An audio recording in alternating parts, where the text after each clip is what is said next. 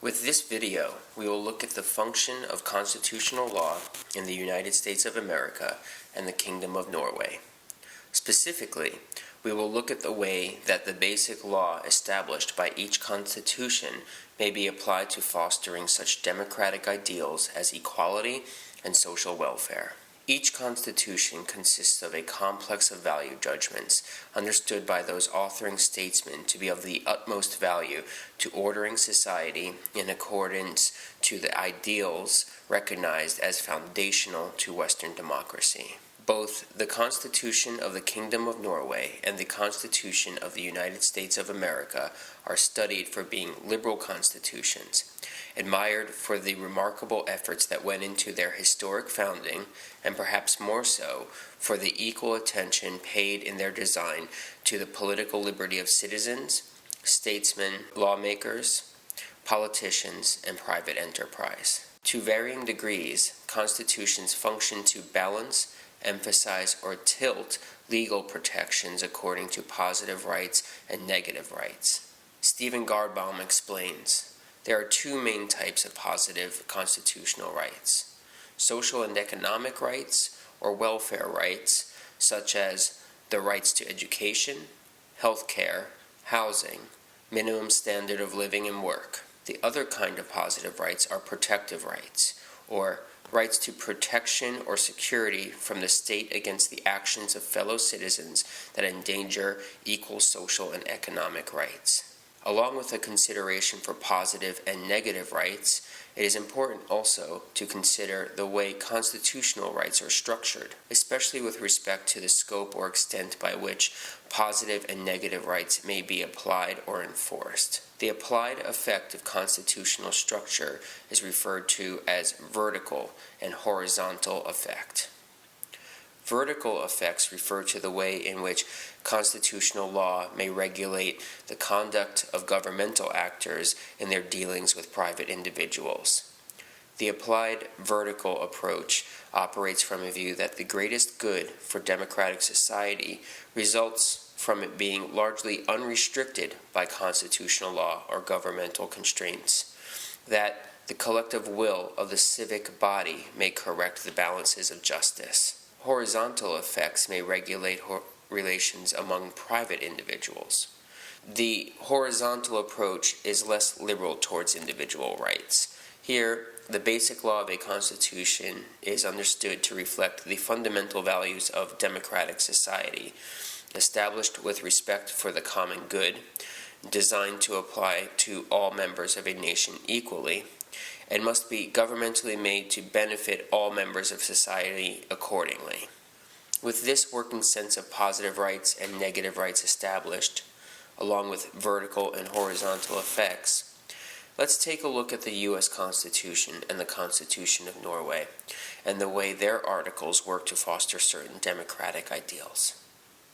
While the United States is commonly understood to be a young nation, the U.S. Constitution, adopted on September 17, 1787, makes it the world's oldest constitutional democracy.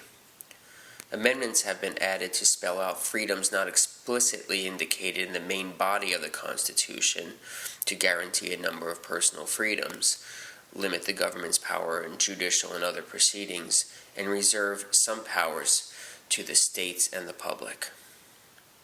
The first 10 amendments make up the Bill of Rights.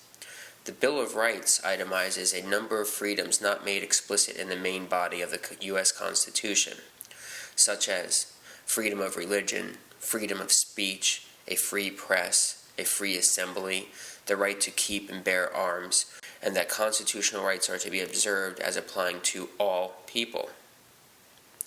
The basic law established by the Constitution of the U.S. establishes a set of negative rights, or defensive rights, restricting the things that may be done to its citizens, typically, not always, by the federal government. At the same time, the Constitution of the United States of America charters little regard for positive rights of the civil, political, economic, social, and cultural kind. Let's consider Amendment 14 of July 9, 1868, commonly referred to as the Civil Rights Amendment. Even here, the rights enumerated are clearly negative ones.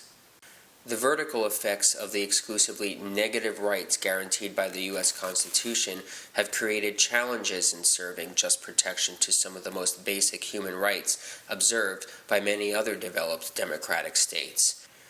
Through the 20th century into our present day in the 21st century, those arguing for greater public investment in social welfare are systemically pitted against the interest-based private investments of those who benefit from the current order of society. The Constitution of the Kingdom of Norway, adopted on 17th of May, 1814, looked to those of the United States, France, and Spain for guidance. Until May 21, 2012, Article 2 of the Norwegian Constitution read, "The evangelical Lutheran religion shall remain the public religion of the state. Jesuits shall not be tolerated." This article was changed in 2012 to, quote, "The basis of our values remain our Christian and humanist inheritance. This Constitution is to ensure democracy, the rule of law, and human rights." Article 2 is just one of many articles that have been carefully modified or entirely abolished to introduce new and arguably more relevant provisions into the text of Norway's basic law in service of democracy. This indicates the Norwegian legislature taking a very proactive approach to balancing the basic law and values of society with present social and political challenges. The aim being the preservation of Norway's progressive social order and culture along with its core values. Norway's constitution attempts to balance between positive and negative rights in order to establish democratically ideal horizontal effects. This requires that representatives in Norway also demonstrate a commitment to unity, democracy, inclusion, and humanity. This kind of participatory membership enhances constitutional democratic legitimacy, fortifying the social contract, making better citizens and representatives through ingrained democratic skills, habits, and values. Member participation fostered by horizontal effects establishes a solidarity between public and its representatives that increases a constitution's ability to constrain government in a positive way, by clarifying the government's proper duty and function in relation to common good of the whole society it serves. One of the primary challenges in drafting, adopting, and maintaining a constitution's integrity is that oftentimes the political and geopolitical interests of the state are not always easily rectifiable with the public and cultural interest of a nation. The capacity to right those contradictions often challenges a government's capacity and willingness, along with the legitimacy of a nation's constitutional text, especially when a constitution is held as fixed and consecrated, as in the case of the United States. The case of Norway provides for what a durable and functioning constitution may achieve as a transparent form of common law, sufficient for normalizing certain public and political values for the greatest good of both the nation and state while maintaining its integrity at home and abroad.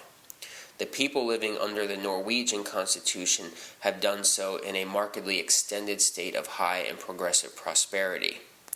Their trade, shipping, exports, imports, industry, well-being, property, and public education are sustainable. Meanwhile, commerce, the job sector, health and well-being, net imports, public education, and robust physical and moral conditions in the United States are becoming increasingly and notoriously distressed. This has led to austerity measures in the United States, which target so-called entitlement programs, such as welfare, Social Security, and elderly care plans for budgetary cuts. Public school districts are seeing budgets dramatically decreased as part of austerity measures as well. The U.S. Constitution explicitly protects none of these public programs, while private interests benefit from its provisions. By contrast, Norway is one of a handful of developed countries, including Australia, Austria, and Denmark, that have increased expenditure on social protection in the hardest times, particularly recently between 2007 and 2013. In the vertically inclined and negative rights society under the Constitution of the United States, favoring private interest values, the minority of people with considerable wealth, capital, and resources fare much better off than the majority of people. This social order does not serve the sustainable interests or core ideals of a legitimate democracy. Greater equality, including between sexes and genders, across religions, races, and classes, is not only valuable in itself, but also essential for promoting sustainable human, social, and political development.